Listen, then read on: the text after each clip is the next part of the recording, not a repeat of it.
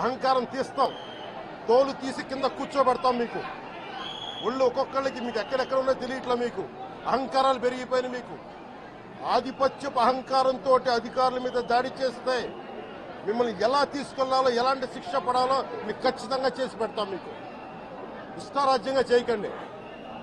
అహంకారంతో నడినెత్తి మీద కళ్ళు నెత్తికెక్కాయి. మీకు ఈ ప్రభుత్వం చాలా త్రికరణ శుద్ధిగా అందరం కూర్చొని మేము కలిసికట్టుగా ఉన్నాం. ఇక్కడ ఇది కూటమి ప్రభుత్వం, ఇది వైసీపీ ప్రభుత్వం కాదు. ఇది ఇష్టారాజ్యంగా మీరు చేస్తారంటే కామ్గా కూర్చునే ప్రభుత్వం కాదు.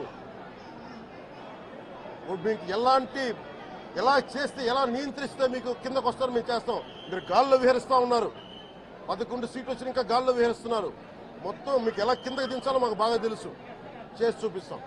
ఇదే కాదు, ఈ సందర్భంగా ఏ నాయకులకైనా సరే అధికారుల మీద దాడి చేసినా, అధికారులు విధులు నిర్వహిస్తుంటే అడ్డుకున్నా చాలా కఠినమైన చర్యలు ఉంటాయి.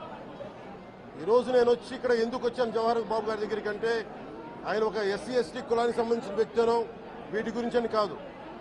ఎవరైనా సరే ఇర్రెస్పెక్ట్ ఆఫ్ కాస్ట్ ఆధిపత్య ధోరణితోటి కనుక దాడి చేసి విధుల నిర్వహణకు అడ్డం వస్తే ఇది ఉపేక్షించే ప్రభుత్వం కాదు.